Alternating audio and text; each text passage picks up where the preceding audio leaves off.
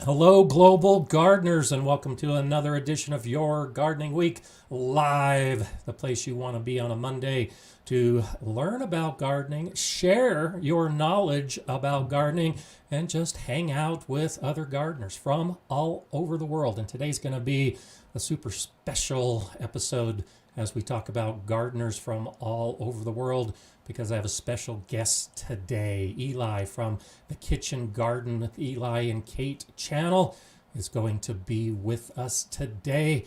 And she has an amazing garden in Scotland. So usually about halfway through the show, I talk about the background that I have.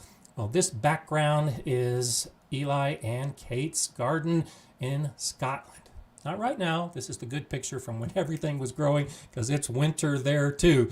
But let's go ahead and welcome Eli, and you can throw your questions out to her and to me, and we'll have a great show. Good morning to me. Good morning to you, Eli. How are you? Yeah, I'm great. Just about to say it's a good afternoon to me here in Scotland.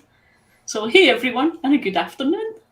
Yes, it's nice to have everybody here. We'll be talking about Kate's or both Eli and Kate's garden. It's the two of you do it together in Scotland, and specifically focusing on some of the things that Eli does with a greenhouse and the backyard. That's a typical Yeah, backyard, not only for UK standards, but by US standards, really. We were talking earlier, and Eli is under the impression that most of us in the US have a tremendous amount of space to grow gardens, but it's really not that case. So you recently celebrated a great anniversary in your garden. Tell us about that. we did indeed. As of this week, we have been 10 years in this house and this garden.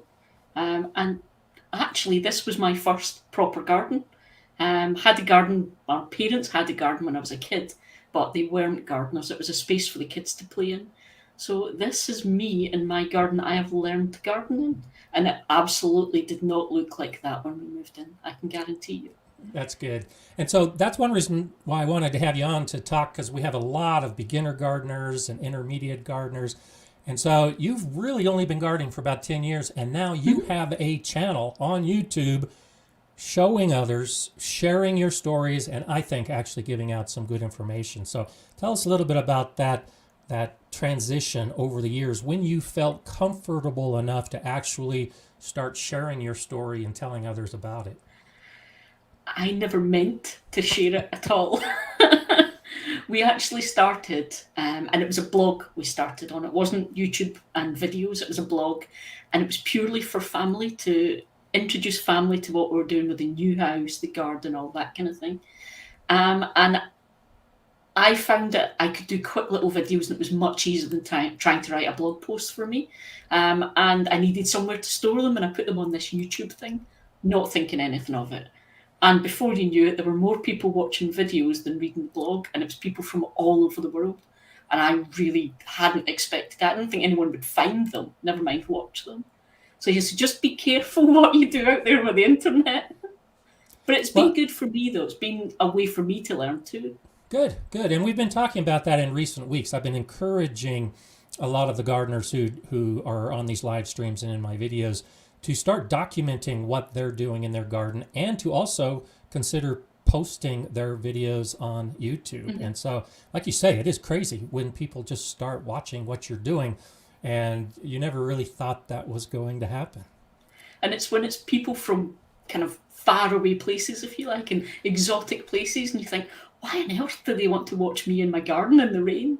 But I suppose it's always interesting to see other people's gardens and how they do things. Absolutely. And that's a message I always try to convey is that we all have basically the same issues.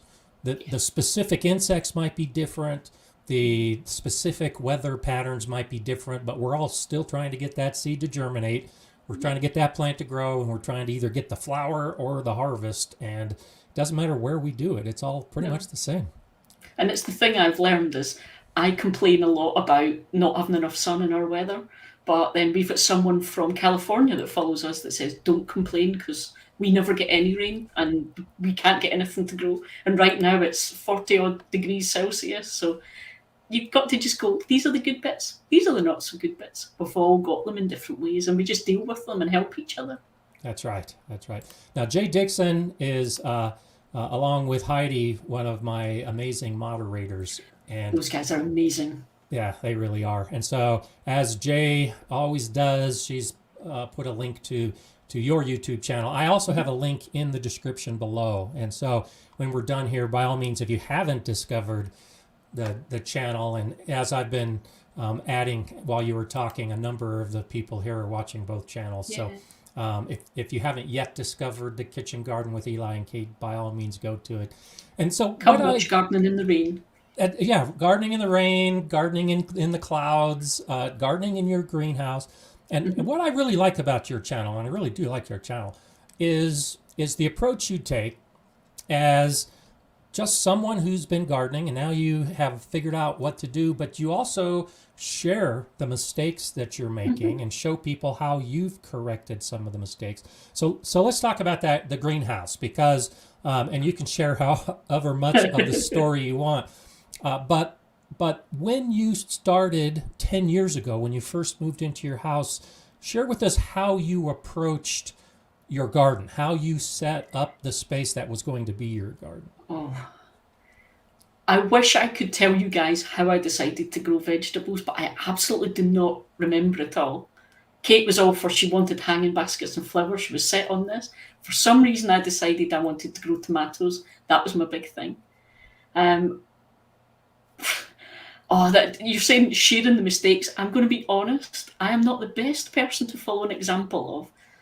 I pretty much just went and bought my first lot of seeds and stuck them in some pots with no prior research, no knowledge, no one in my family garden, so there was no one to help me along. And I just kept my journal, and I learned from the mistakes and the successes. And then started thinking, YouTube, blogs, and looking things up that way. So I was very lucky in my first year. I will, hands up, it was luck. Almost everything took really well, but the more successes you have, I always say the more addictive gardening becomes. Those little first plants are the little sort of gateways to get you in there. And for me, it was tomatoes.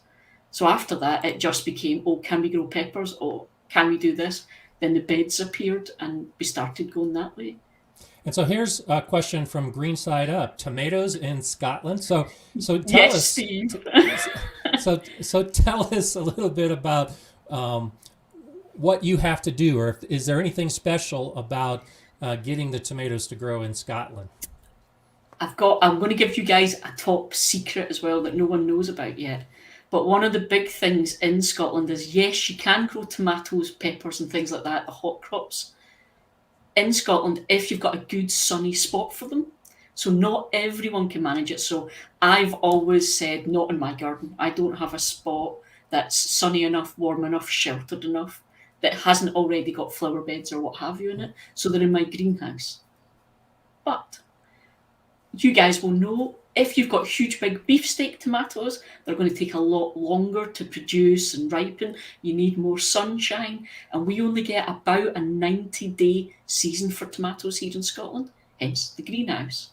This year, top secret, guys, I'm going to try putting some little tiny patio tomato plants out in the garden to see how they go. So for those guys that watch us, they're going to go in colourful corner. We'll see. Nice. And that's actually a really good lesson, because many of us have those plants we want to grow, but we have limitations as to whether we can grow them or not. And that's one of the things I'll be doing in my greenhouse, because my season is so short. I have about 135-day total season. And you're right, it's about 90 or 100 days for me. That is the optimum. The optimum tomato and pepper period. But I'm going to be planning to use my greenhouse to extend that time, both on the front and the back. And so where I can grow outside in my garden during most of the summer, you're limited to really doing some of that in the greenhouse just because of your climate. For things like peppers especially, I'm really struggling. We just don't get the heat for a long enough period. So again, the greenhouse extends it. It lets me get things going a bit earlier, keeps them going on a little bit later.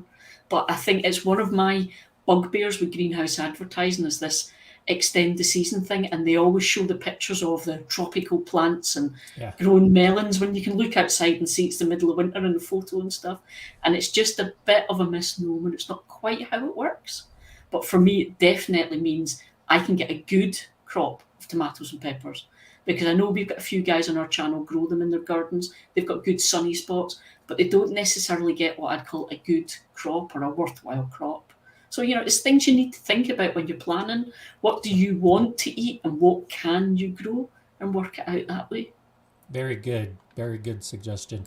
And so Peacemaker is throwing out grape, cherry, and Roma tomatoes as considerations. And All favourites of mine. okay, good. And I thought I saw some others that were being recommended in the stream as well. Shandy's Garden is saying Tom Thumbs or a bush tomato if you're looking for something. Yeah, I tried Tom Thumbs the first year, not so impressed, but some of the other cherry bushes we've done so well with. So Sweet Millions is a big one for me. Great. And PD is saying good morning and joining a little late, but welcome to you from Scotland, a beautiful country.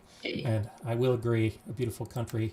Number one on my list of where I want to travel next. Now you know where to come first. Now I know where to come first. I originally planned to do a whiskey tour in Scotland, but now I'll have to throw in a bit of a garden tour if I go to Scotland one of these days. That's a bit like me coming to the States and just doing cowboy things. Yeah, that's right. That's right. There's so much to do in the state, and every state is different, so it's pretty crazy.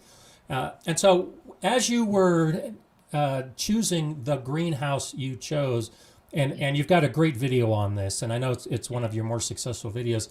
So, why don't you share with us some of the considerations for choosing a greenhouse? Because I think there's a lot of gardeners who have a backyard about your size that don't think it's big enough to have a greenhouse, and so they stop there. But you do it, and what are some of the considerations? Yeah, I think no matter what size your back garden is, I find it struggling to say yard, because to us a yard is somewhere that's concrete. So your back garden, you'll get a greenhouse that will fit. You'll just have to think about how you use it. So to give you an idea, mine's is 6 foot by 8 foot, which is, I think, a standard back garden size greenhouse. Okay. But it is specifically, the one I've got now, the one you see in this picture, is specifically built to withstand heavy winds, because my garden is an absolute wind tunnel. So it is really solid. I've hung, there's braces across the roof, and I've hung off of those. Kate's done pull-ups on them to show how sturdy it is. But it's also got little things that you maybe wouldn't think about. For instance, if you want to collect water, it's got gutters. So can you get gutters to fit on it? Some greenhouses come with them, some don't. So if it doesn't, you need to think about, can you get gutters that will fit on it, that you can fit yourself? And I've been able to run that off into a barrel. Oh, nice. Yeah, you go Best Small Tomatoes, Tiny Tim, they're good ones actually. Other things to think about with your greenhouse are venting. Because even in Scotland, it's not crazy. I don't get the temperatures that some of you guys get, but in a summer's day in Scotland, that greenhouse is sweltering and the plants will struggle. So you do want to get any kind of venting. Windows that will open in different positions are fantastic. I've got some little automated bars that will open them for me, because anyone who knows Scotland knows I can go to work in the morning and it's beautiful, and at lunchtime it could be snowing. And if I'm at work, I can't get back to close the greenhouse. So I've got temperature control closing on the vents. So it's just little details like that. Lisa, where did I get it? It's actually a British company, I'm afraid. It's called Rhino. They do, if you ask, they will organise delivery elsewhere, but it's quite expensive. So you may want to have a look at some of these factors in your local greenhouse companies. Look about how robust they are. Do you need them to stand up to wind? Do they have all the features you want? Does it have AV coating on the glass? And also with glass, be careful, because you get different types of glass. Mine's is super strong horticultural glass, so it's thicker than the normal stuff. Okay, so I wanted you to talk a little bit about that, because I've got the polycarbonate double wall construction in mine, and yours is glass. Now in the Lisa. Oh, okay. In the UK, is there a tendency more for glass greenhouses? I think it's actually changed. Traditionally, it used to be very much glass. My granddad would add glass. There's a lot more polycarbonate these days. But also polycarbonate itself has completely changed. I started with a polycarbonate greenhouse because it was cheap. It's what I could afford at the time, and I didn't know if I was going to take gardening seriously or not. I might have hated it. So I started with a really cheap little one that cost a few £100s, but it just did not stand up to the winds. These days, though, you get much, much heavier duty polycarbonate. You get the 2-ply, and it's insulated on the inside, and you can get it where it's actually fixed to the frame, whereas the stuff I had was kind of clipped in, so it wasn't as good. And I've told people the story before, but on a windy day, we would be out chasing bits of the greenhouse around the neighbourhood, and we've got a car park not far. I used to be terrified it was going to hit a car. So yeah, so it has changed. So don't just go for glass. Glass is much more expensive. There are pluses and minuses, but you don't have to pay a fortune for a greenhouse these days. Yep, that's true. And so I'm still a couple of months away from even starting in my greenhouse. We've got weather coming. Actually, probably the coldest temperatures I think yet this winter. We're supposed to get down to 0 degrees Fahrenheit in a couple days, which is minus 18 Celsius. Yeah, and don't so go that far. It's still a few months away from us starting. But even now in winter for you, you've already started growing some plants. And just some things, yeah. What are you doing? What are you growing in your garden right now, or starting? I am, just to let you guys know, I'm a big one for experimenting. Okay, so just because I'm doing something doesn't mean it's a good idea. So all I've got going at the minute are the kind of standard. I've got some kind of lettuces and kind of salad leaf crops. I've got some pak choy and brassicas going. Those I know can take the cold in my garden, so that's why I've got those ones going. They will be a little bit slower to germinate. They'll be a little bit slower to grow at the minute, but it's about me feeling good about getting stuff grown in my greenhouse. I've also got my hot crops started, so things like I've got some tomatoes, I've got my peppers and aubergines, but because I've got the ability to have a heated propagator and lights going in my greenhouse. So here you would not be able to do this in an unheated greenhouse at this time of year, or even without lights. Yeah. So again, just because you see people doing things on YouTube, just say stop for a wee second and think, right, what are they doing that's different from me? Is that essential? And if you're not sure, just ask them. They're lovely chaps, most of them. We've got Steve from Greenside Up here, who I harass, and he's just posted broccoletto. He is the reason that I have so much broccoletto and it's grown everywhere in my garden because I copied Steve's video. Yeah. And again, it's grown great just now. So. And that's another great channel to check out. So it's been about a month or so ago that Eli put together a compilation video of different channels giving different advice, and I was one of the videos. But Greenside Up is a channel that I follow now.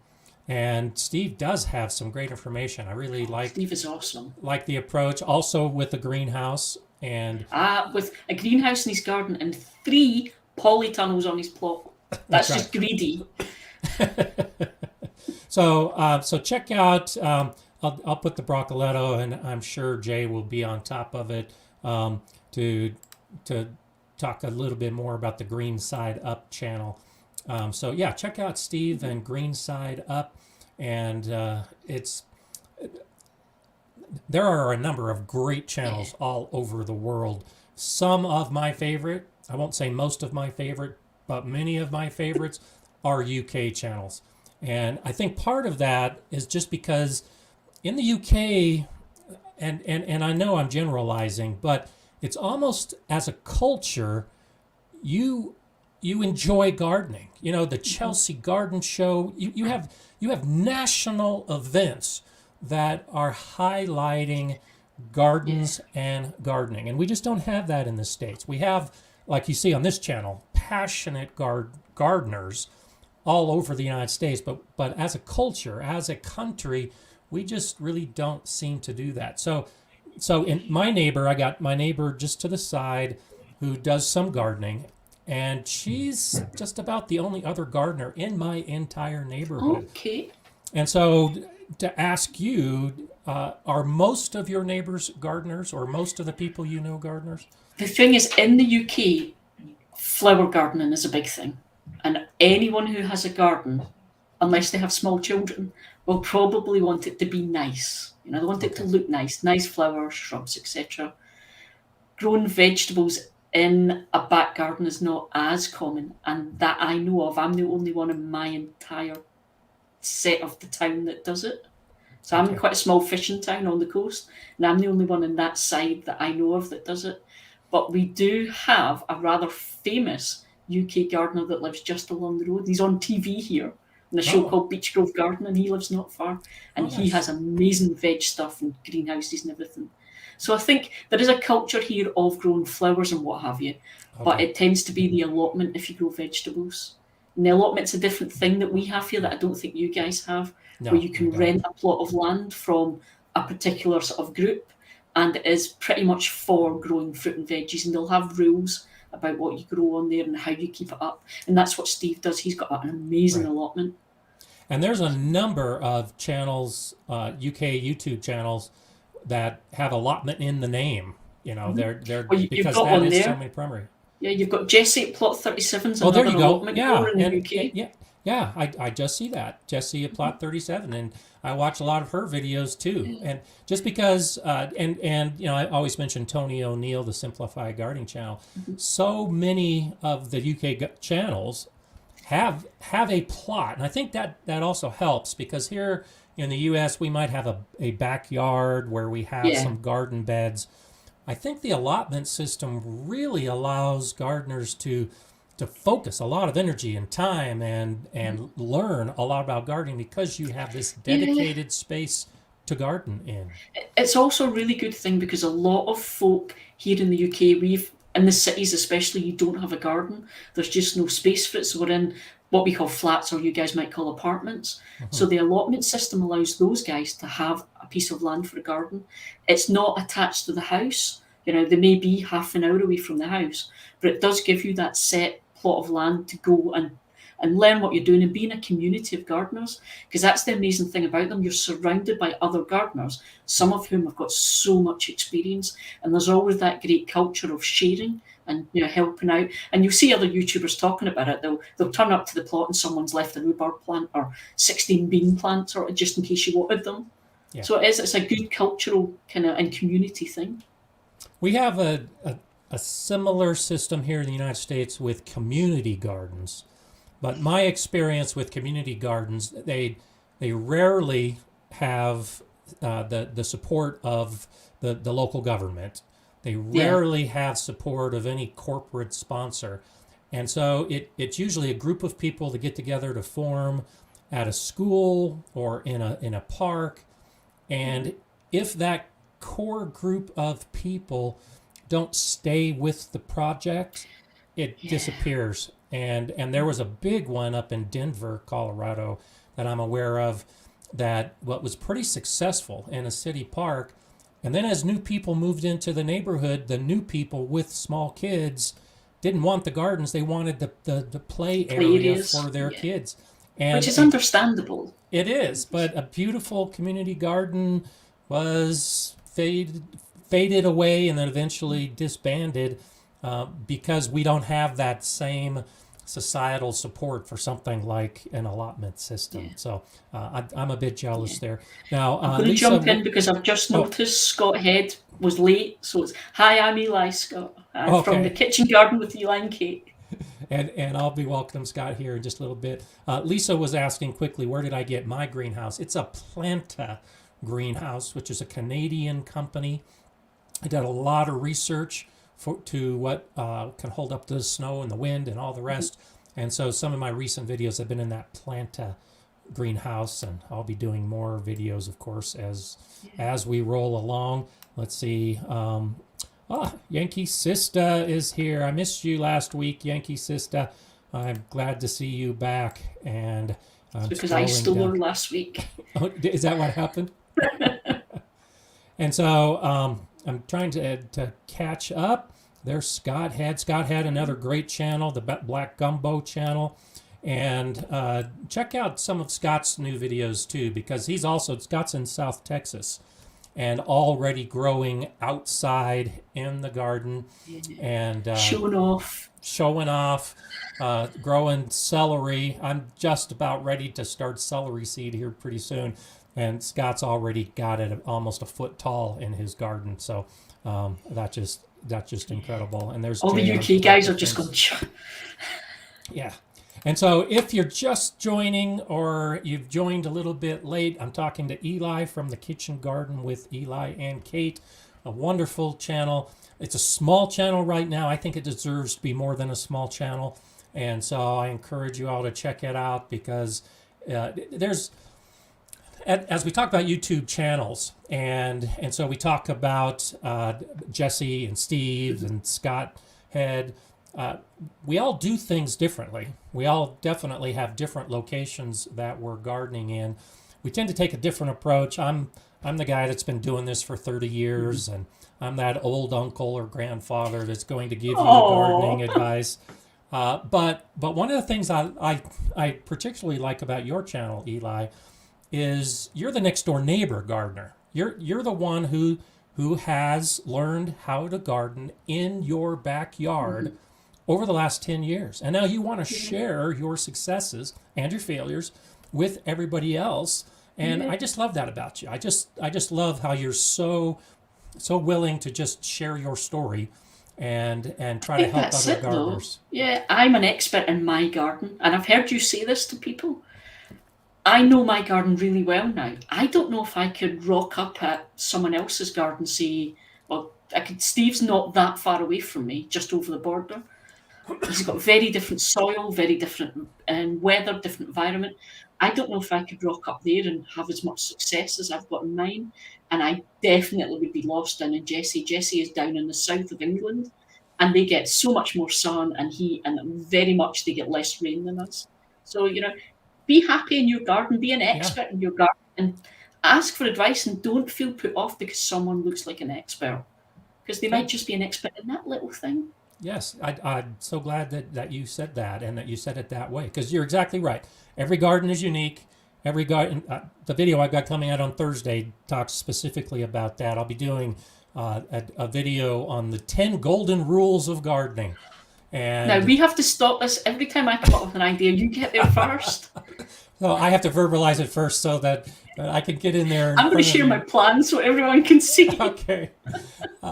But that's one of the things that I talk about, is that every garden is unique. And if you try to do it like somebody else, you're probably not going to have the success that you could if you just did it the way you want to do it and the way that works best for you in your garden. It's kind of become a catchphrase on my videos, because I said it one day, now people say it back at me, is you do you. Yeah. Don't copy other people.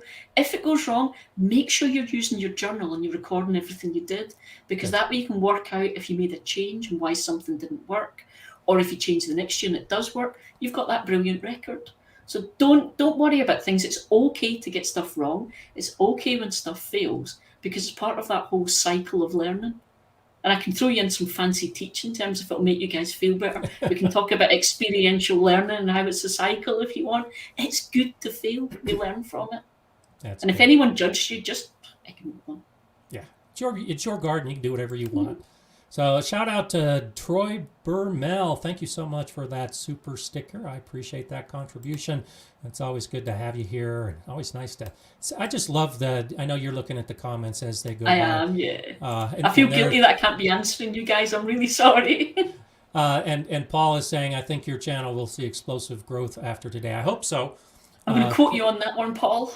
Okay, so let's see if we can actually get to, but even though I hope you do get lots of views, and even though I would expect some of that to happen, I'm not doing this to promote your channel to get views. I'm doing this to promote you and your channel, because I think it's a great channel that other people could benefit from. And in this global gardening community, like we've been talking about this last couple of minutes, I think it's important that we all recognize our own individual garden's uniqueness, but also that we can learn from somebody else that's doing it in a different area, in a different way, Yeah. and just pick out those little bits Those of little knowledge. ones. Yeah. Yeah. Guaranteed there'll be something really special there that'll just be life changing for you. But you kind of have to watch and see how it all works to get that. Because I learned about raised bed gardening from you, Scott. Oh. So I ages ago, when I was first building my very rickety beds, I came across one of your videos on, I think it was what not to do with raised beds or something, and I was like, oh, I'm just going to change what I was going to do with the path between them, because you were mentioning you need to get a wheelbarrow, and I was like, oh, I never thought of that. So you can learn. So exactly, good. And shout out to Ultimate Gardening. Ultimate Gardening has been here for almost every week and for a long time, so nice to see you here as well. I just love the community. I just love how we can all get together and chat and share and support and do all. And I'm also seeing the harassment for me to do lives. and so this is a practice run. This is a practice run, and so Eli did share with me the interest in doing a live chat of her own. And I hope you would get. Kate is kind of the silent partner for a lot of this stuff. Kate's not a big fan of being on camera, so she does a lot of off-camera stuff. Like at the moment, she's stopping the cats from busting through the door to ruin the live chat. So she's doing her bit. That's funny. That's funny. Well, I hope we can maybe see her on camera at some point. And Scott Head, thank you so much for that super chat. Super chat for your great content before I pay my property taxes today. I know, I'm starting to think about my taxes too, which is terrible. Yeah. And Scott, I'll actually throw this back at you too. Scott does periodic live streams, and I encourage you to keep doing those, Scott. I know it's easier to do when the season is actively growing, but if you happen to follow Scott's channel, and I encourage that you do, look for those live streams, because those can be a lot of fun, and I've joined in on a few of those in the past. Ladies Garden and Home says, I'm so glad you invited Eli on. She does deserve more of a following. Oh, thank you. I think that's awesome. And I hope to do more of these. We've done a couple. Scott's been on the program before, and Tony's been on, but I do hope to have more guests on the show and start sharing some of the different gardening things around the world. So Dwayne is asking an interesting question that, what do you think the earliest form of greenhouse was in North America? And so now I know greenhouses go back to, is it about, in the UK, is it about the 17th century or 18th century? Do you know? I think it's 17th. It's the big, we'd say the big Victorian greenhouses when we talk about the style, but it's the big glass house thing. Yeah. It was a way of showing off that you could afford to have these tropical plants brought in and keep them alive and stuff. And so I'm guessing, I'm trying to think of what I've read and toured, but I kind of remember reading that in the 18th century in the colonies that there were some glass greenhouses like in Boston. It doesn't say glass, so could we be going even further back? Okay, what were you thinking? Share your thoughts. I'm desperately trying to think of what materials you might have that you could use to hold heat in that are just natural materials. Yeah, I'm thinking probably a glass greenhouse that came over from England in the mid 1700s. So if you know Dwayne, share with us. Yeah, if you know Dwayne and that was just a teaser, let us know. But if you don't know and you're looking for a specific answer, that's the best we can do on that. And then we've got Jesse's just told us 1650-ish for the first one, and it was Chelsea, of course. Okay, there so you go. In the UK, there you go. So it was 17th century Chelsea, and that's on my list of places I definitely want to visit Chelsea. And, I've never been to the Chelsea Garden Show either, so I'd love to go too. Yeah, that would be fantastic. So Laura's asking a question. Last year was my first year in my soil, and I did an at-home soil test, and my soil was high in all the main nutrients, and I had a good year of my veggies. Should I do a test every year? I don't think so. I think you should do a test like you did in the first year to establish a baseline, to then determine if you need to add nutrients that you're deficient in. But by just adding compost, adding organic matter every year, you should be able to sustain the nutrient levels you have. So what do you think, Eli? I'm the same.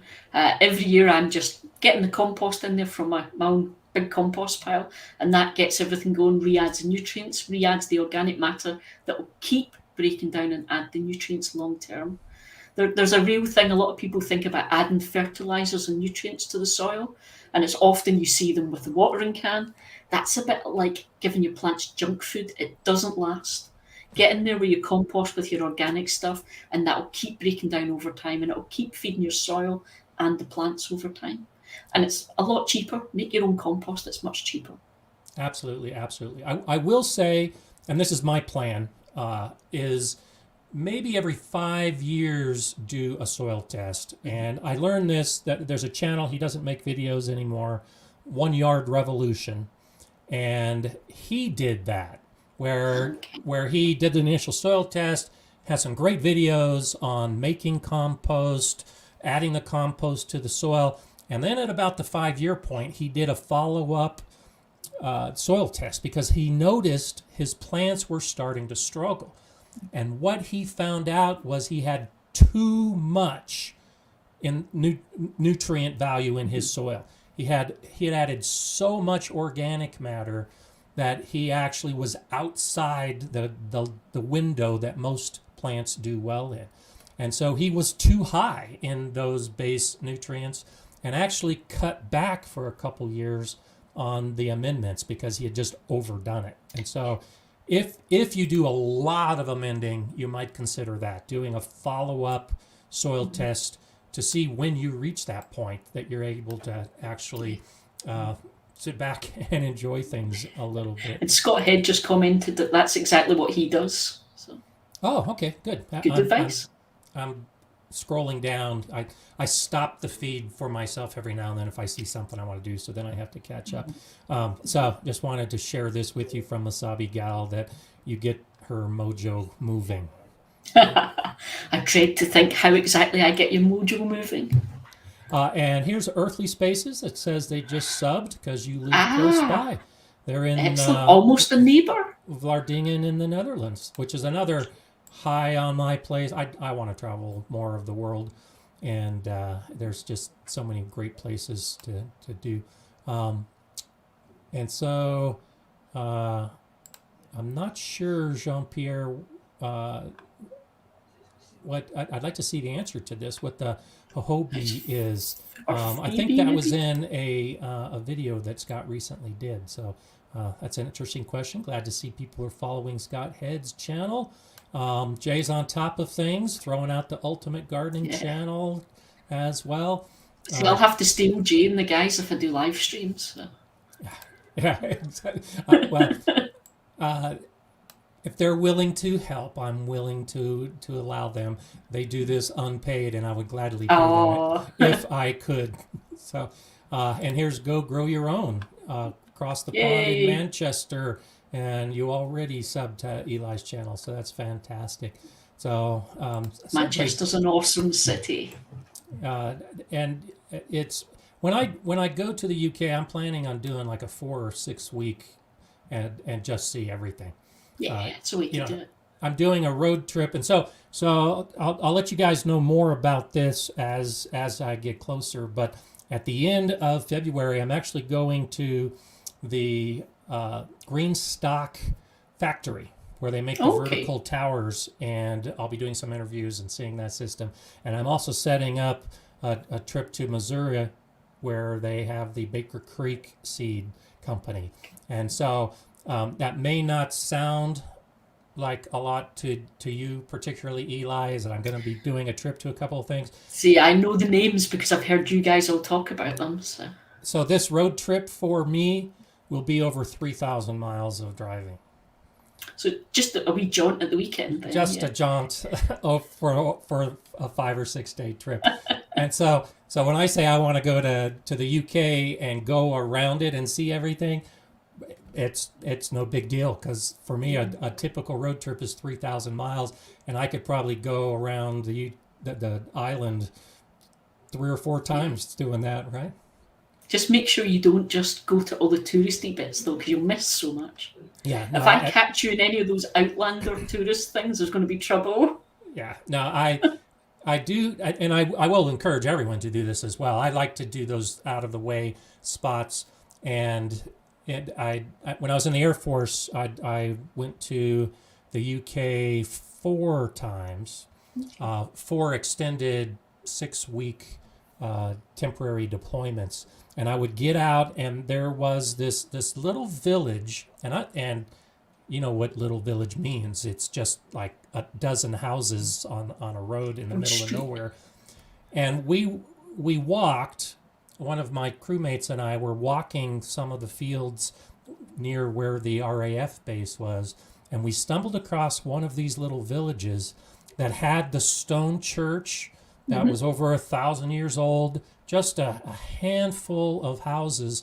But in the cemetery, in the churchyard, there were headstones from the 17th century that were Native Americans, and on the headstone they gave the names of these Native Americans, and if you're familiar with the history of these companies that were trying to colonize the new country, they came over here and they got Native Americans and brought them back to England, and they would do tours to market their company, to send settlers over. And a lot of those Native Americans died when they went back over to England. And to find these headstones in this little cemetery in the middle of England was just fascinating to me. So I love that kind of stuff. And yeah, I see all the touristy stuff. I think it's something we take for granted, as everything here is so much older than sort of you guys probably realise, and we don't think of it as old. That's just from then. Wow, we don't have places like that yet, or many of them. So that's fascinating. Lisa Potter, shout out to you. Thank you so much for that super chat contribution. I appreciate it. It's always nice when people are supporting what we do here, because we want to keep doing it, and it definitely helps. So let's see. I'll have to, since I was talking about doing a whiskey tour, Ian Banks wrote a book, In Search of the Perfect Dram, a good fun book about Irish whiskey. Scottish whiskey. You need to sort your spelling out, Mojo. That's right.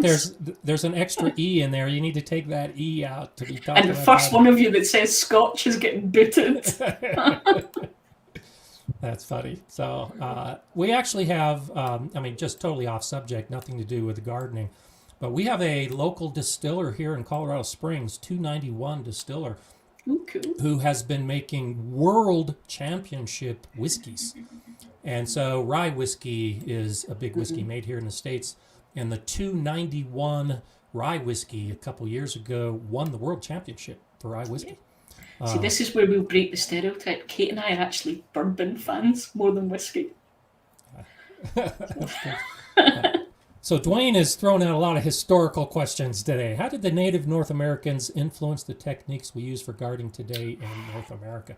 And so that's a really good question, because there's a lot of myth behind the Pilgrims and Squanto and how they were struggling in the early days, and the Indians came and taught them how to grow the corn and the squash and the beans together, the three sisters concept. And have you done anything along those lines, like the three sisters kind of? No, I have never grown sweet corn. I've always really fancied it as an idea, but I just don't have the space to dedicate to it.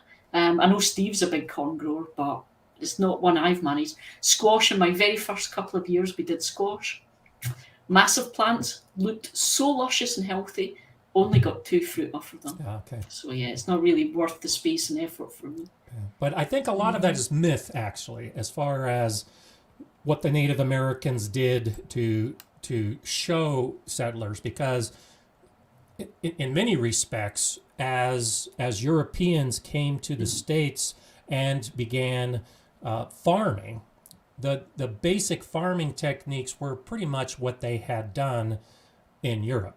Now, there were modifications because our climate is different, our soil might be different, but for the most part, as I understand it, basic farming techniques really didn't change much from Europe to the colonies. But if you do look into some of the Native American cultures and how they have gardened, especially here where I live in the middle of the country in Colorado and New Mexico and Arizona, there were some innovative techniques that the Native Americans used because it is so dry here. The requirement to collect and store water and then use that water in a garden was critical. You couldn't just, in the eastern United States, you just clear some land and they get enough rainfall and they can, grow just about anything. But this is the thing we were saying about different gardens, different experiences. I can't even imagine that. We get so much rain here that I'm finding ways to not drown everything. So I can't imagine how hard it must be to be grown somewhere that's much, much drier. Yeah. And I would think that the Native American contribution would be that approach. You've got to garden for your own space rather than import a technique that may or may not work. And, we saw that in the Dust Bowl of the 1930s, where traditional farming techniques led to all of our soil blowing away from the middle of the United States. Actually, and you may know this, some of the soil in the 1930s from Kansas ended up in the UK because it blew away. And I didn't get it. I could do with some in my front garden. That's funny, but if you do it wrong, it can have global consequences, as we've tried to see. So okay, let's see. And there's Greenside Up, as we've already talked about. Try to do 2 videos a week during the winter, then every 2 days during the whole of the growing season. The more gardening content I can do, the happier I am. And I agree. I try to do 2 videos a week. And the live stream, and it definitely, everyone who's a regular watcher on Mondays knows that this makes me happy to actually get out and do this. So I'm glad that we can share that for you, Steve, and get people out there watching the channels. Let's do a shout out to Clyde Lewis. Thank you for that contribution. And question: when would I cut the mother root to a 2-year-old crepe myrtle sprouts? And how long would I leave them before transplanting? Good question. So we don't have crepe myrtles here in Colorado, so I haven't specifically done anything with crepe myrtle. But anytime if you're doing a root cutting, understand that most trees actually have the bulk of their roots, 80 to 90% of tree roots are in the top 18 inches of the soil. And so just pick a spot. If it's a 2-year-old plant, you may need to go out about 3 feet and then just dig a trench until you can find some viable roots and do a cutting if that's what you're looking to do.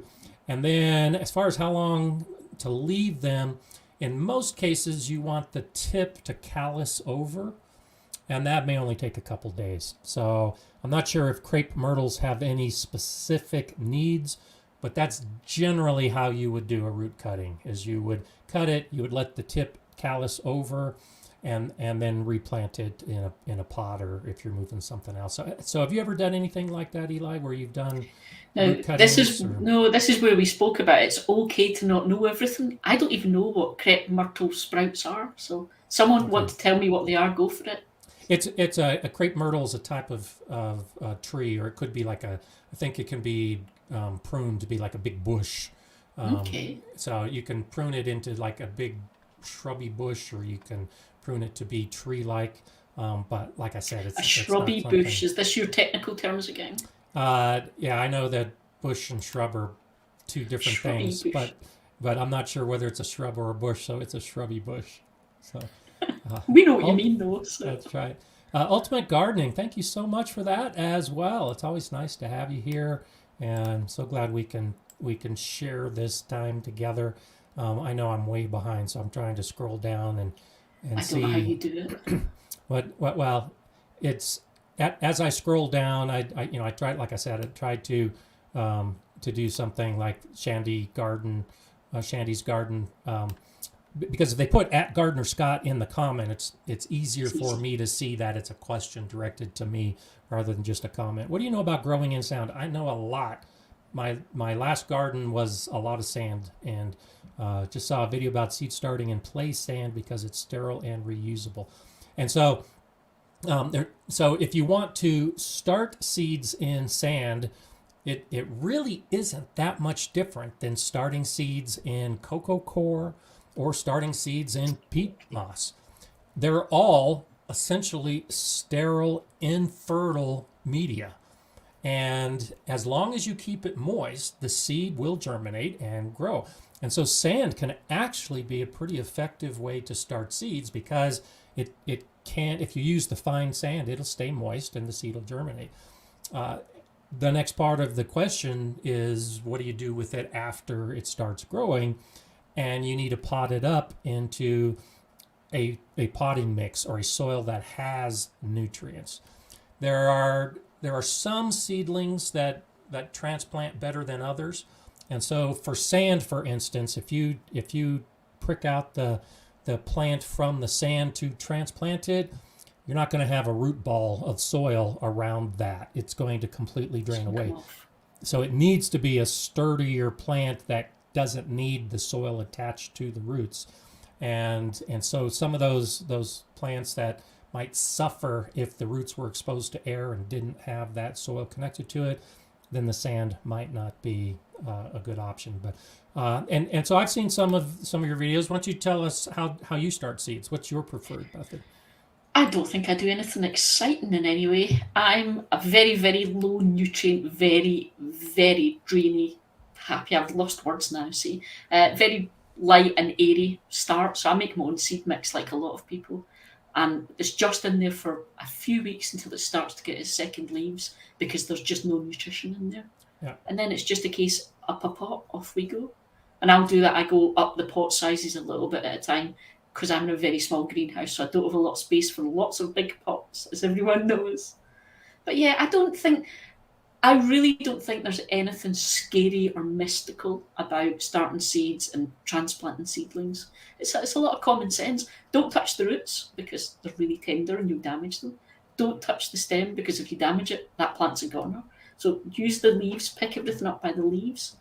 And if you get little plants that are all tangled together, don't try and pull them apart.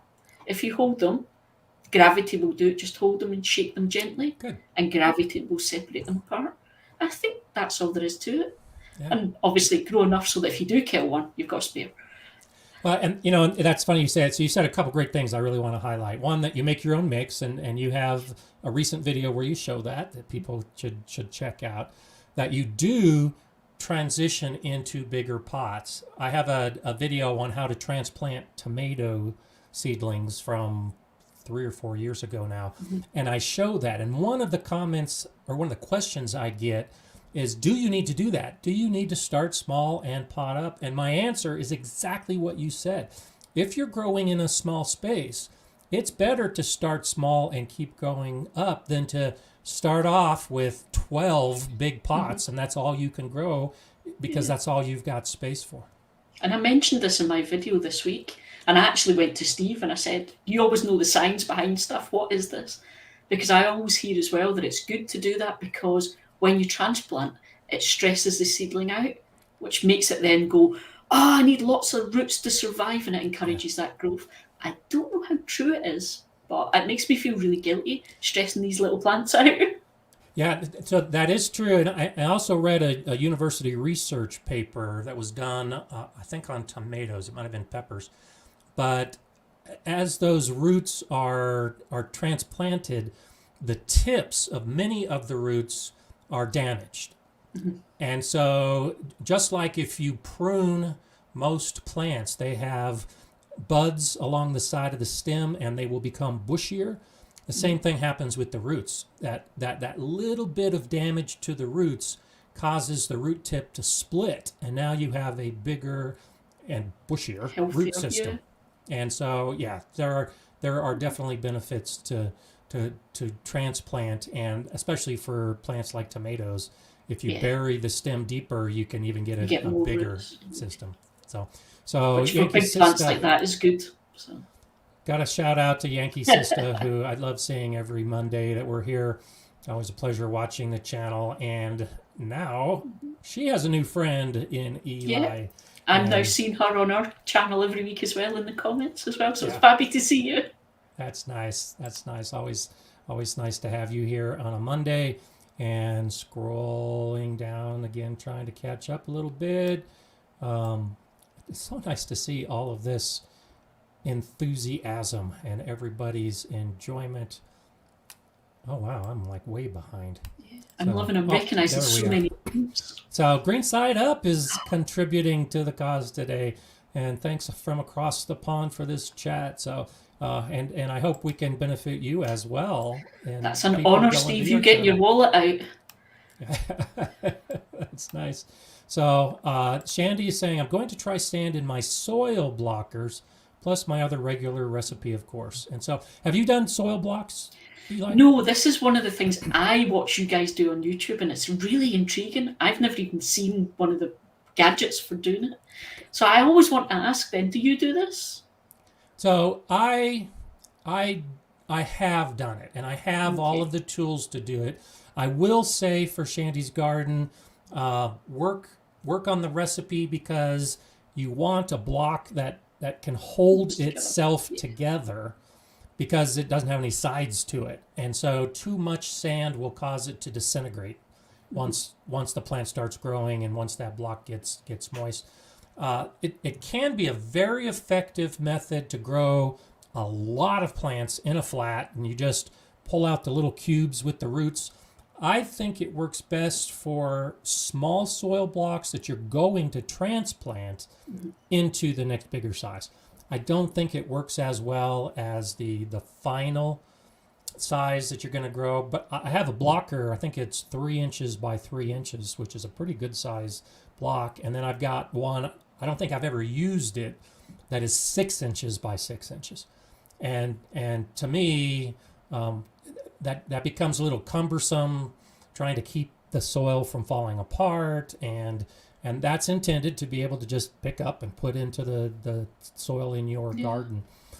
In some respects, I find it actually, believe it or not, you don't have a pot, but it's more work, because you can't overhead water, because you're essentially going to wash all the soil off. That's what I was going to ask.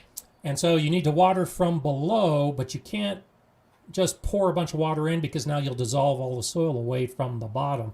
And so I have a video on soil blocking, and I use cardboard. Basically, I put the soil blocks on top of the cardboard and then just keep the cardboard moist, and that keeps the soil moist.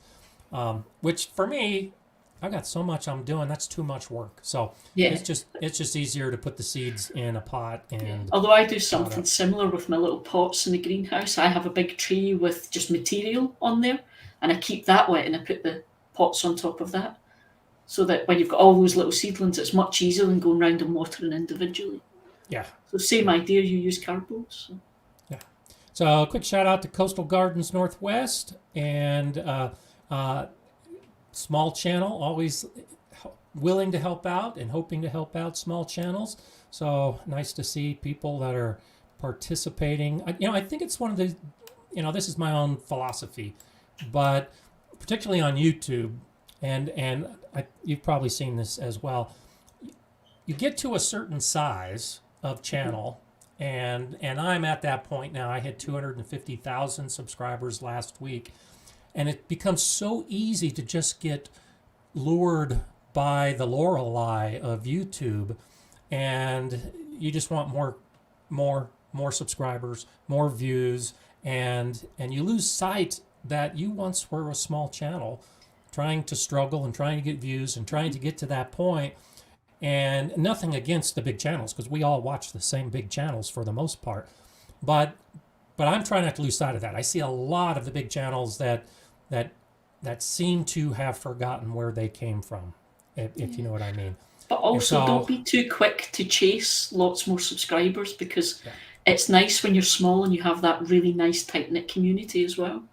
And once you're a big channel, you start to lose a little bit of that kind of community feeling. So don't just try and follow on all the guys that are telling you have to get more subscribers. Nah, have fun with it, help people along the way, and that's why I like to help out and you are a small channel, relatively speaking. I think comparatively, you're actually pretty good size for a lot of the channels that are out there, and you're growing pretty fast. But I think it's important to help out all of us, because I learn from your channel. I've got more videos out than you do. You have a pretty substantial number of videos, but just because I have more videos doesn't mean that I know more about a particular aspect of gardening. And so that's why I watch you, because I'm learning stuff about greenhouse growing from your videos. I think that's so important. Stop. When you guys are watching all of these things, stop thinking about them being a YouTuber, and it's just another gardener. And I will admit, because I remember the very moment I got that comment alert saying Gardener Scott has just commented on your greenhouse channel, and I literally squealed at Kate, because I was like, oh my God, it's Gardener Scott! Because we get carried away, but we're just all just gardeners, and we're here and we can help each other out. No matter how big or small your channel are, it means nothing. Yeah, absolutely. So Chris is asking a good question. Did you have worms in your last sand garden? We have maybe 3. And so this is the issue I have right now in my garden as well.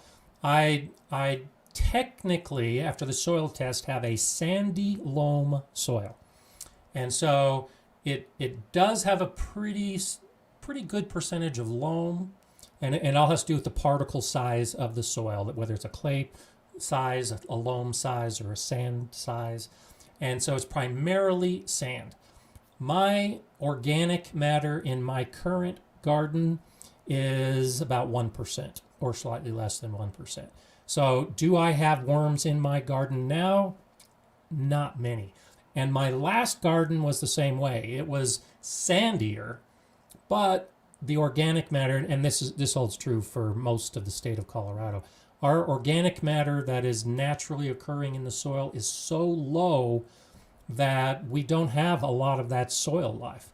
But once you start adding compost, once you start adding the organic matter, it's crazy. And I don't know if you've heard this story. I told it a few times on the live stream in the past. But at the school garden, at the Galileo School, it used to be tennis courts. And so here in many of the middle schools and high schools in the United States, they have the athletic fields, and they don't have tennis courts like they used to in most areas. But it was an area, it was raised above the level of the school, and it was surrounded by a concrete wall. So it was like a hill with a 6-foot angled concrete wall, and then the tennis courts were asphalt.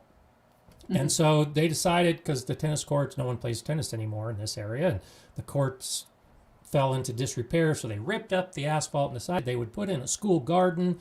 And so I began gardening in crushed granite, stone, and sand, all of that underlayment, all those things that you have to put down and compact and then put asphalt on top of. That's what I started gardening in. And it was brutal as we tried to dig out the beds. And one year in particular, I asked for donations and got hundreds of bags of dried leaves and of grass clippings. And so I had actually brought in heavy machinery to dig out a big hole, and then we filled it with all that organic matter. Now, a raised area surrounded by concrete with rock and sand, and within a year that bed was filled with earthworms. And where do they just come from? They just find you. Exactly. They just find you. So if you've got the organic matter, even if you're gardening in rock, the earthworms will find you. And so that's what I do. And to answer your question, Chris, I didn't have worms at the last garden or this garden until I put in all of that compost and organic matter, and the worms found me and will populate and repopulate, and now you've got all the worms that you want to do. So Patrick, thank you for being here. Sorry you were in a funk today, but I'm so glad that we were able to pull you out of it. I think that's fantastic. I won't say that's why we're here, but I'm glad that we're here to do that. We're glad we are. Yeah.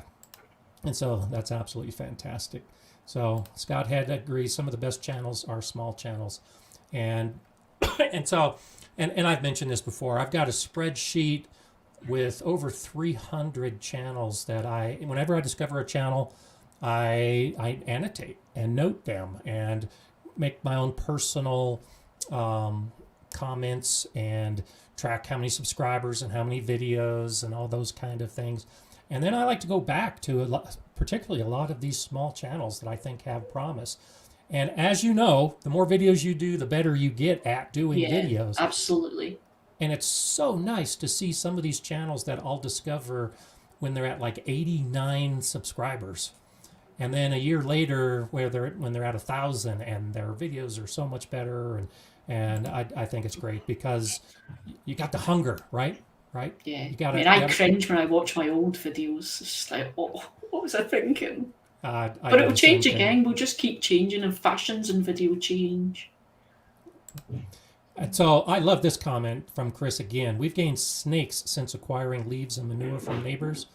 And so, and I've mentioned this, probably both. I think there's a video I talk about it when I talk about developing a garden with nature. And I think I've talked about it in live chats before too. But for me, that is the sign that you have a healthy garden, is when the snakes show up. Well, I can't see snakes for us. We really only have like one snake here, and we don't get in the cities. But yeah, we'll say, you guys who follow me will know this word, when the beasties turn up. Yeah. That's a good sign. And for us, it's a prairie garter snake in this area, not poisonous. But when they show up, it shows that you've got a healthy system, because you've got the food for all the different levels, and you've got the predators and you've got the prey, and you'll have the pests, but then you've got the animals or the other insects that take care of the pests. And at the school garden, in the greenhouse, we had the big 42-foot dome greenhouse. At one point, and I've got pictures, and actually have some photos on my gardenerscott.com page, which I really don't keep up. But I've got a picture of all the snakes popping their head out from the wall in the greenhouse. And there was one day I counted 11 garter snakes just sunning in the beds. Wow. And it was fantastic. Now, they scare me. Every single time I'm gardening and a snake crawls by, of course, it's a shock. At least you admit that. But I agree with you, Chris. It's a fantastic thing to brag about, because I think it really shows that you're doing things right when you can put the leaves and the branches and all the other things that you need to do. And Urban Chicken Mama is saying, I didn't know about the snakes. One scared me last summer when I came around the corner to my compost bins, and I hope he wanted to find and eat any mice. Exactly. That's one of the things they do. Vermin. They take care of those rodents and that vermin and slugs.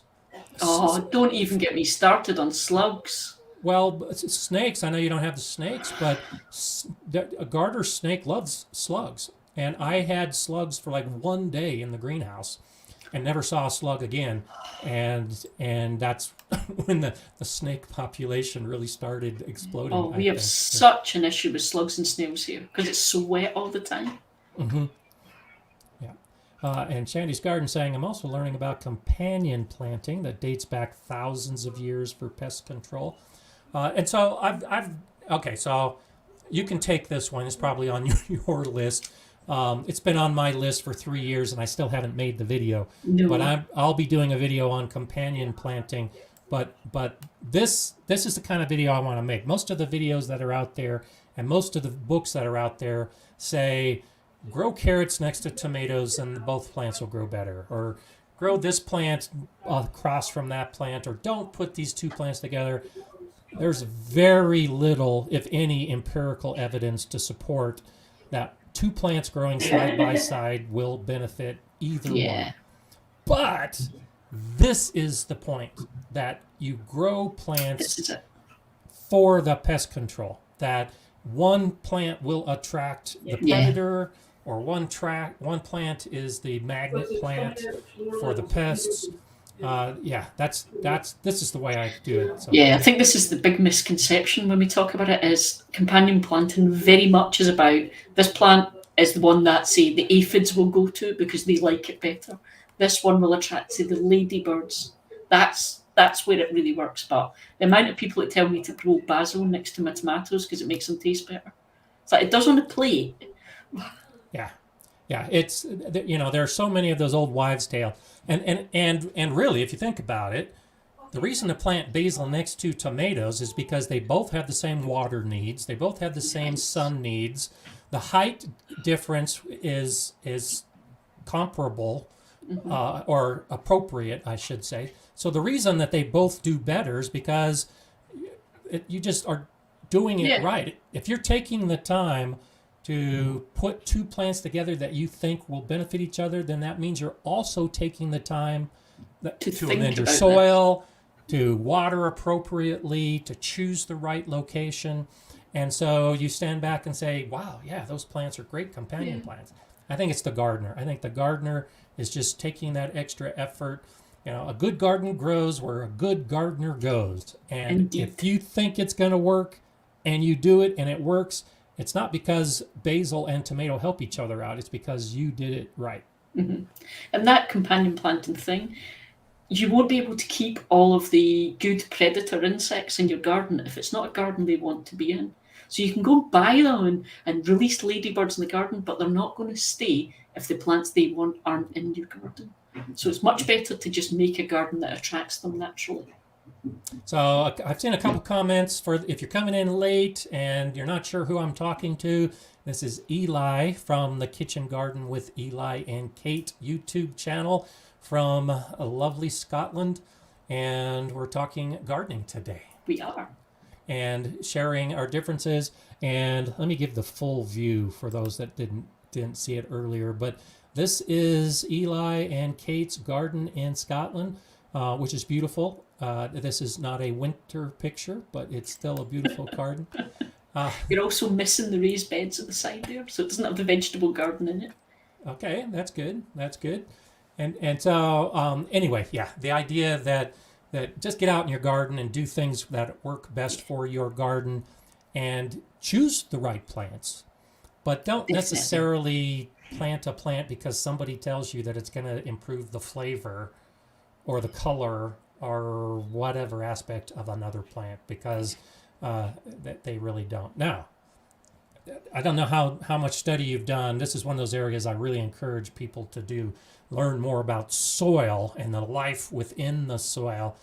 There are studies that show that different plants can develop a symbiotic relationship with each other because of the fungal activity, and you get that mycelia that actually connects one plant to another plant.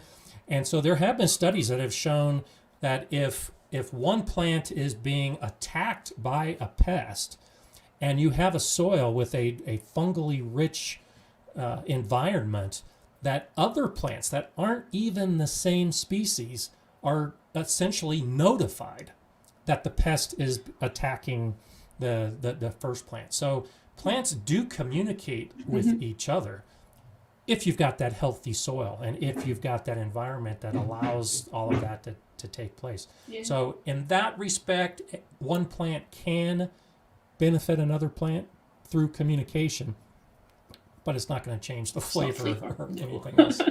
I'm going to jump in because I saw a couple of comments just whiz past. So someone asked, my garden is 10 metres by 12 metres and the plants along my fence, which fence? So that's Troy who's asking. Probably the back fence, maybe the ones you have up on that trellis. Yeah, so on the trellis is clematis, and it's a early summer flowering clematis, so that will flower sort of May, June time, big white flowers, looks fantastic. But the good thing with that is you don't have to prune it back every year, so it keeps greenery on that fence, because trust me, it can be bleak in winter in my garden. It's not the best. And the two big grasses you see are, I think it's New Zealand flax, but they are now gone. And we've replaced them. We've got a couple of cherry trees now. Oh, nice. Nice. And so there's a couple different types of clematis. There's the kind that you have to prune back, and there's the kind that you can keep growing. And I'm a relatively lazy gardener, so I've got a couple in, so I don't have to prune them back. But Are you growing a couple different kinds or just the ones on your No, trellis? just that one. So we've got 3 of them on that back fence. It's just that one. But again, it was one of the things that terrified me when I was new. Is how do you know? You see all these different programs telling you have to prune them at this time of Yeah. year, and then someone else says, "Oh, but there's different types." And the way you tell is dead easy. If it flowers early in the year, sort of May, June, you can just leave it. Yeah. If it flowers later, that's the ones you prune. Good. Some people just make gardening too complicated. It really is, because it is complicated. If you It can be if you make it. if you make it complicated, raspberries, for instance, and blackberries, a lot of the berries, but there are different types of raspberries. The kind that will flower and fruit on the this year's Yeah, cane. autumn and summer. And then you've got the kind that you have to leave up and they'll flower next year. It's the difference between whether it's a prima cane or a flora cane, and you can get really technical, but that's an easy way to figure it out, at least with raspberries. If it flowers and fruits late in the year, then it's one of those plants that you can cut all the way down to the ground. But if it flowers and fruits early in the year, then you've got to leave the cane up. And if you just learn those little secrets about all these different types of plants, then it does make it so much easier. It does, yeah. And interesting as well, talking about different gardens and knowing your gardens. Blackberry here is a weed. We call them bramble, but they just go out of control in Scotland and people struggle to get rid of them. So of course I've got some at my fence just for fun. Yeah. But yeah, they grow so well in Scotland that people just hate them, which is not. We have areas like that too. I have family that is from or lives in California, and I used to spend summers there, and just fields and fields of the blackberries growing, and we used to go and just harvest buckets of the blackberries that were growing wild. And for me here in my garden, I struggle to get a blackberry plant to grow. I've had success over the years, but there's no way it's going to become a weed because the conditions just can't support it. And they like moisture. And as we've already said, you get a little bit of moisture. You get a lot of moisture, yeah. So I did a whole video on the fact that here you have to make sure you raise all of your containers off the ground because they just will flood and everything will drown. So I did a whole video about getting little feet and putting them under all the pots and containers. Nice, interesting. Yeah, I don't have that problem. That's funny. Colorado Bird Nerd, nice to see you again on a Monday. Always nice to have you here. And so nice to meet you, Eli. So it's fabby coming and meeting all you guys too. So you're a hit. Urban Chicken Mama saying blackberries grow on the side of the road in Seattle. Again, very invasive, but Seattle is known for its rain. It does get dry in summertime, but it's a wet environment, and that's what that type of plant needs. Yeah. I'm always told Seattle is very like Glasgow in Scotland, which is where I'm from. So I'm always told it's very similar in climate, amount of rain, that kind of thing. Lots of cloud. So. Nice. And so if you, looking back over the last 10 years, and I tell people all the time, they need to keep a journal. They need to keep track of things. Is there something that stands out? Yep, there's the stack. That's my journals. There's the journals. Is there one thing or three things? Is there something that really stands out in your mind that you're so glad you recognized it and documented it that has made a difference in the time since?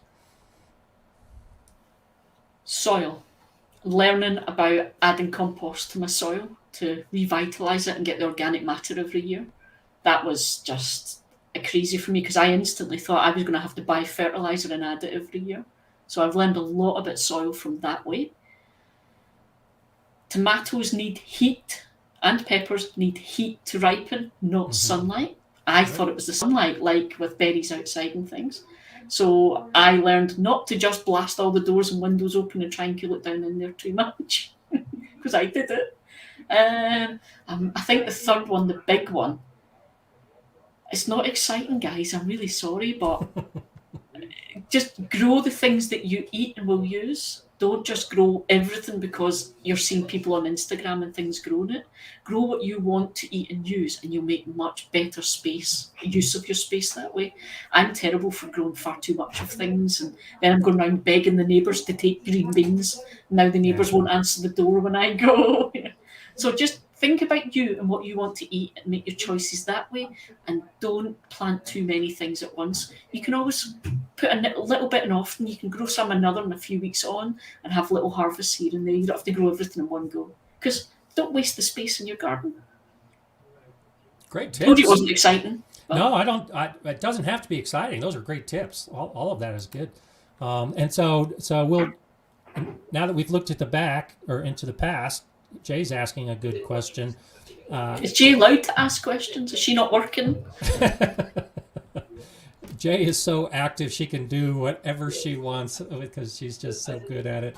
I've heard great things about you. Can't wait to see your vids. That's awesome. What is your dream or goal in gardening? Okay. Is this allowed to be dreams and goals that might not be achievable? Oh, sure. I think if you start with a dream that you may think will never happen, it becomes a goal that can happen. I dream about this thing that you guys have over there, homesteading. I dream of just having enough space to grow all of our fruit and veg and kind of keep us going that way. I think I'm getting into this idea a little bit late though, because I'm not sure I'm now physically fit enough to think of that as my future for the next 30 years. But I watch all those channels and think, oh, I'd love that. And everyone tells me to get an allotment, and then I go, I'm too lazy to walk to an allotment. My garden's at my back door. Well, it is a lot of work, and if you're too lazy to walk to the back door, that may limit you in that big homestead plot. Yeah. But it does take over your life because as you've seen with a lot of those homestead channels, you have to get up and feed the sheep, or you have to get up and let the cattle out, or whatever it is you're doing, depending on the size of your homestead. Or you've got to go turn the water on to make sure that the veg don't dry in the sun. Mm-hmm. You have to do those things. So it really, in some respects, speaking for myself, I have a big area that I'm developing into a garden, and it forces me to wake up in the morning and get up and go out and stay active. And so while it would be so easy to just sit in my chair in front of the TV all day, by having a big garden, that's not even an option. Yeah, I mean, that's the thing. At the minute, it's pretty much dark until about 8 in the morning, and then from 3:30 in the afternoon. So it's hard to get that get up and go to go out there. Yeah. But, and again, I said I would give you guys some secrets that I haven't shared on my channel yet. So here is what happens if you're lazy and you don't get out and do that. I came home from work the other night, and it was dark and it was cold and it was windy, and I was like, yeah, I'll do it tomorrow. Most of my little tomato seedlings and aubergine seedlings are now dead, folks. Yeah. So all that effort to start them early, and then I just got lazy, and now I'm going to have to start them again. So yeah. So think of the pain of finding your little dead seedlings. That'll get you out there. I talked about that, I think, last year in a video with my peppers. I think I had started about 85 peppers seeds.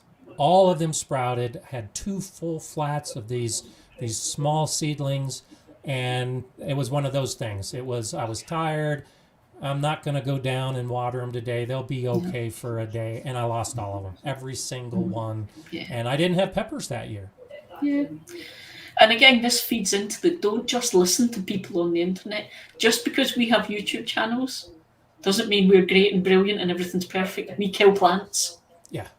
We're just like everyone else. Yeah.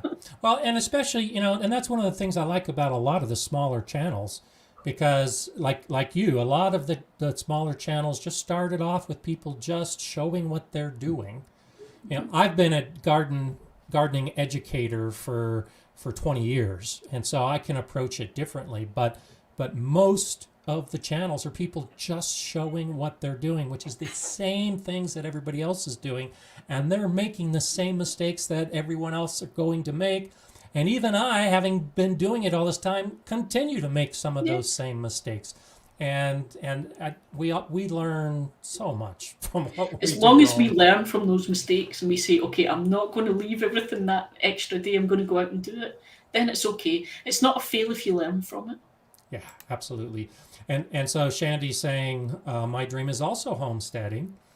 And so in retirement, I think it's a great goal. I think it's a job share for me and Shandy. There you go. And so Michael is saying, nice to meet you. I have kids who are homeschooled.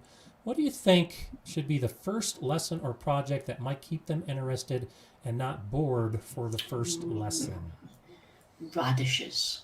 Radishes grow so fast. Kids love it because they can see results really quickly. And I say kids love it. It's how I got Kate into gardening. Radishes. Because that's the thing. You know what it's like. Not every gardener will plant a seed and wait for that seed to grow. Yeah. So some people like the instant hit of they go to the garden centre and they buy plants and put them in.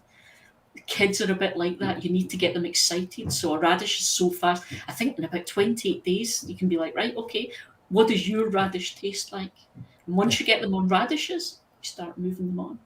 Yeah. And you can do it with a couple different types. So you have a cherry bell radish and a French breakfast radish. And a watermelon radish, and you grow, 2 or 3 or 4 different types of radishes. They're all going to grow quickly. Some might be like, have you ever grown a watermelon radish? No. You cut it open, and the inside looks like a watermelon. Looks like it. Oh, see, now that's Instagrammable right there. Yeah, and that's perfect for kids. And so even kids who don't like to eat radishes like the idea of a radish that looks like a watermelon. But I completely roots agree. with circles inside, little things like that, things that are different. Purple carrots. Yep. And then you can get them into, if you're doing it as a homeschool project, you can get them doing projects on why carrots are now orange when they started off as purple. And you get them into the whole thing that way. And peas are another good one that I always suggest. Peas are about 2 months. And so you grow radishes and you grow peas. But the peas, as they start growing, it's such a beautiful plant. Oh, and for a kid, you could actually touch it and handle it and not hurt it. It's quite sturdy, yeah. And then when those pods start developing, this is how I got a lot of the kids at the school garden really interested, was introducing them to a pea pod fresh off the plant. Yeah. Oh. That sweet pea, kids who hated vegetables, but when they pick the pea pod themselves and eat it, they're hooked. They've grown it. It's their peas. Yep. Yeah. Yeah. And that's another thing, it's getting them to grow their plant. Little projects as well, competitions. I did it with my nephews with the sunflowers, and we made them a big chart and we put their heights in the chart. And it was a race whose sunflower was, John's height first, whose sunflower then made it. It's little things you can do with it, because then it makes it theirs and they own it. It's their Absolutely. And naming. I had the kids name the plants that they were growing. You did that too? Okay. I did a whole season of, we had a courgette called, sorry, you guys call them zucchinis, called Colin. So it was Colin the courgette. And he got the updates. Every time we did updates, it was, here's Colin, what size is Colin? And that's then good. A couple of years ago, we had a tomato plant called Jim.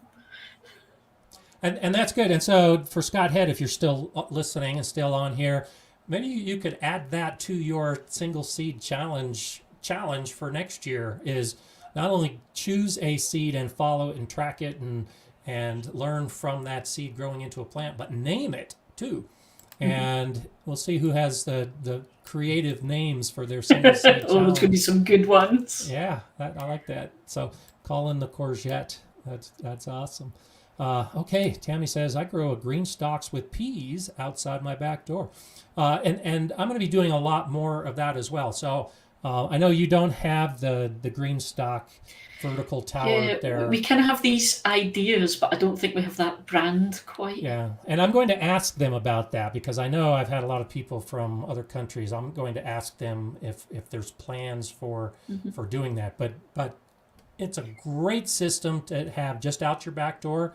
and I did the same thing. And so if you don't know about the green stock, I've got a link in the description below that you can click to check that out. But it's ideal for growing those salad crops, those lettuces and spinach and herbs and peas just outside your back door. And because it's a tower, the footprint is only about 2 square feet. But in that 2 square feet, you essentially have 42 pots growing. And you can put whatever you want in the pots, and they're pretty deep. So you've got a pretty good choice of what you want to grow. It's great for such a small footprint. Yeah. And so I like with the peas. So I would just go outside and harvest some cilantro and some lettuce and some peas, and I've got a ready-made salad for dinner that night. Yeah. All just right outside my. I've got to go all the way to that greenhouse. That's right. That's right. that greenhouse is just a few meters out your back door. That's funny. So well, we're getting to the end of our time. I know we could continue talking for hours and hours. It's gardening. It's gardening, and it's one of those great things to do. So I'll put you on the spot. One last thing to share with everyone who's viewing or watching on replay right now. Just have fun. Gardening is meant to be fun. We do it to relax, and we do it to feel achievement and accomplishment. Just have fun, chill. And I know it's something you're focusing on this year in your greenhouse.